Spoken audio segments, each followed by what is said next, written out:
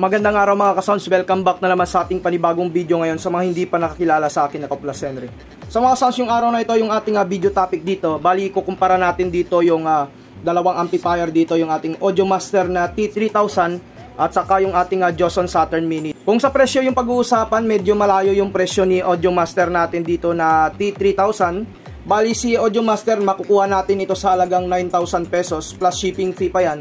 Dito naman si Joson Saturn Mini, makukuha po natin yan sa halagang 5,000. Bago nga lahat, i-clear lang natin, wala po tayong sinisiraan dito ng mga brand ng amplifier. Bali, kinumpara ko lang yung dalawang amplifier natin dito para malaman natin kung worth it ba sa price nila yung ganitong klaseng mga amplifier pag once na binili natin. Para kung bumili kayo, may idea kayo kung anong amplifier yung bibilihin ninyo, kung mapamura man yan or mas mapamahal kayo dito. So ito yung harapan ni Joson Saturn Mini natin mga ka-sounds, no?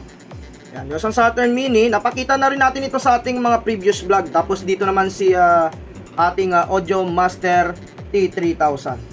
So sa wattage pala yung ating T3000 dito is nasa 390 watts RMS. Dito sa Saturn Mini natin wala lang tayong idea dito. Kasi yung nakalagay dito is PMPO, 1350 watts, naka 4 ohms pa yung nakalagay. So yung kagandahan dito kay Audiomaster, nakalagay kasi talaga yung kanyang wattage dito, yung kanyang RMS nasa 390 watts RMS sa 8 ohms. So simulan natin dito sa harapan ng ating Audiomaster mga boss idol. Meron siyang dalawang mic input.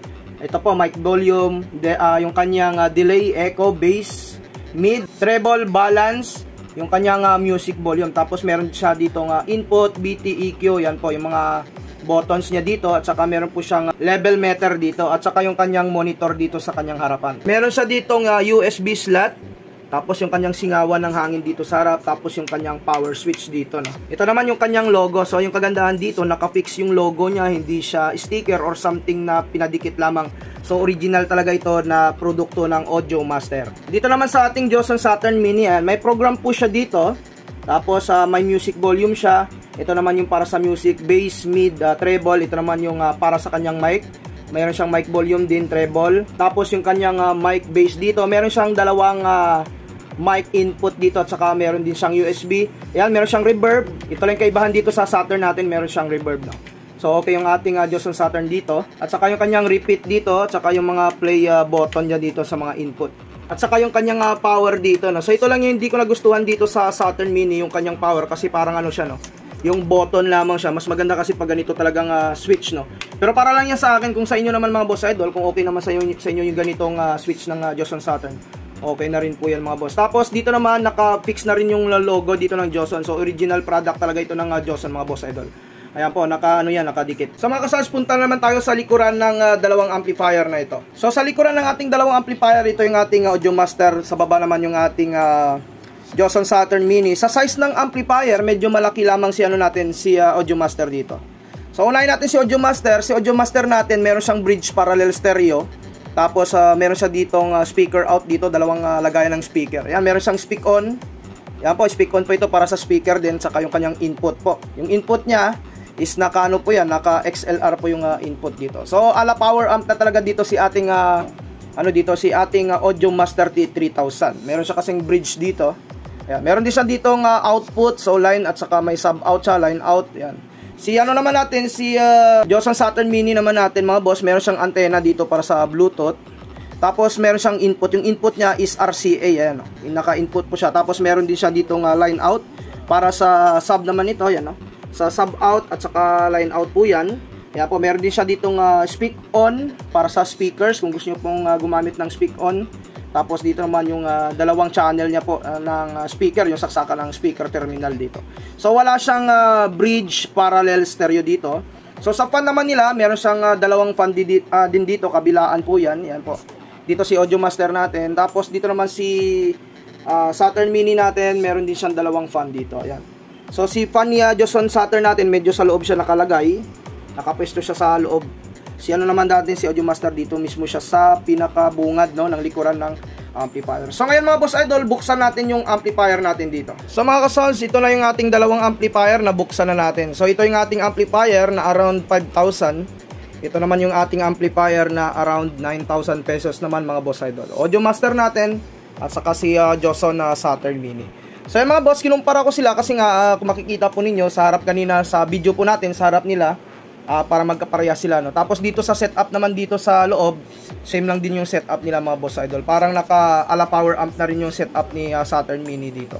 Tapos ito naman si ating Audiomaster na T3000. So unahin natin yung power transformer ni Joson Saturn Mini natin. Bali naka 52 volts, 52 volts si ano natin dito si Joson Saturn Mini. Ito yung kanyang transformer. Tapos punta naman tayo dito kay Audiomaster. Si Audiomaster naman natin nasa 62, 0B, 62 yung kanyang power transformer dito. So mas malaki yung voltahe ni ano natin ni Audiomaster. Tapos mas malaki din yung size ng power transformer dito ni Audiomaster, no? Ayan po. So si Audiomaster naman natin dito sa capacitor, meron siyang 8 capacitor. So 4 na capacitor yan kada channel. Dito naman si Saturn Mini, meron siyang 4 na capacitor, 2 capacitor naman ito kada channel. Tingnan natin yung kanyang voltahe dito. Sa capacitor ni Joson Saturn Mini natin, 10,000 microfarad tapos 80 volts. Tapos dito naman si ano natin, si Audiomaster, kada capacitor niya naman is 8,200 microfarad tapos naka 100 volts naman. Si Saturn Mini naman natin mga boss idol, naka 2 pairs siya kada channel. Yung kanyang power transistor naman tayo dito, ayan po. 2 pairs yan kada channel mga boss si Saturn Mini. Dito naman si ano natin, si Audiomaster, 4 pairs naman yan kada channel mga boss. Yan, 1, 2, 3, 4, so pares po yan.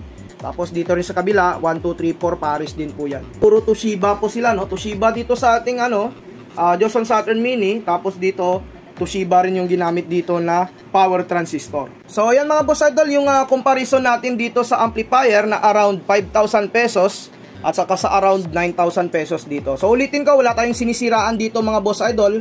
Pinapakita ko lang sa inyo kung magkano yung magagastos ninyo sa isang amplifier, kung worth it ba yung ganitong klaseng amplifier na around 5,000 pesos at saka sa around 9,000 pesos. At saka i-clear lang po natin kasi yung pagkano nila, nakikita palagi nila malaki po yung space ng isang amplifier.